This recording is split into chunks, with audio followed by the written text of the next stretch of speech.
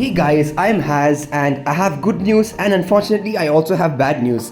The good news is that if you look at the Brawl Pass season, there are just around 8 days remaining for the new Brawl Pass season to end.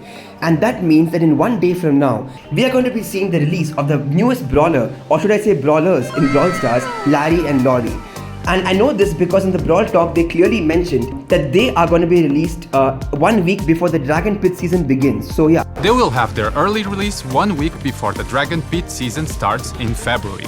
And now for the bad news, guys. That's the good part. Now the bad part is that unfortunately, if you're a free-to-play player, you will probably not be able to try out the brand new brawler, unfortunately. And that is because they're going to be releasing Laurie and Laurie in the early access pack, as they've been doing with all the recent brawlers these days. Now that obviously sucks if you're a player who can't spend money in the game, but unfortunately this is how they have decided to go about things. Now you'll have to wait an entire week before you can actually unlock Laurie and Laurie with your credits. It seems like Laurie and Laurie are an epic brawler, so it won't be that difficult to actually unlock him with your credits, So if you watch the Brawl Talk, you'd probably know about all of this, but Laurie and Laurie is basically a 2-in-1 brawler, right? The main brawler you'll be controlling is Laurie, who will be a thrower essentially, and his shots will kind of bounce off and burst 2 times. And then for a super, he'll be able to summon Laurie, which is a sidekick in a way. And the main purpose of Laurie is to go to the nearest enemies and shoot at them with his attacks. Now I want to tell you guys why I think that Laurie and Laurie will absolutely be broken without a doubt. And guys, I really don't think that it's a coincidence that the 3 newest brawlers they released in the game, Charlie, Kit and Miko, all were extremely overpowered and practically broke the game, right? They were that strong. And I don't think that this is just a coincidence.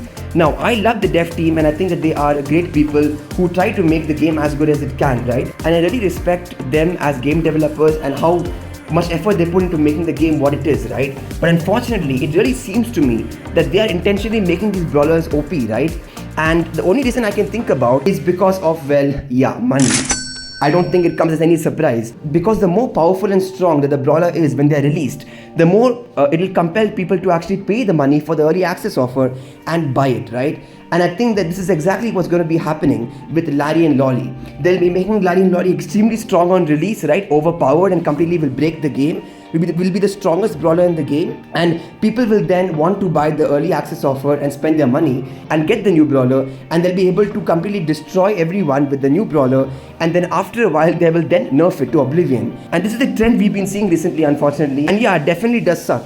Now I want to come to the point, how expensive do I think the early access offer will be? Well, we've actually only gotten 2 early access offers before. One was for Kit and one was for Chuck. Chuck is obviously a mythic brawler and Kit is a legendary brawler, right? So here's the thing, Chuck being a mythic brawler, his early access offer was priced at $20, while Kit being a legendary, his early access offer was priced at $30. So I think that logically, I think they're going for a $10 difference depending on the rarity. So I would imagine that since Laurie and Laurie is an epic brawler, they would price the offer or the early access offer at around $10.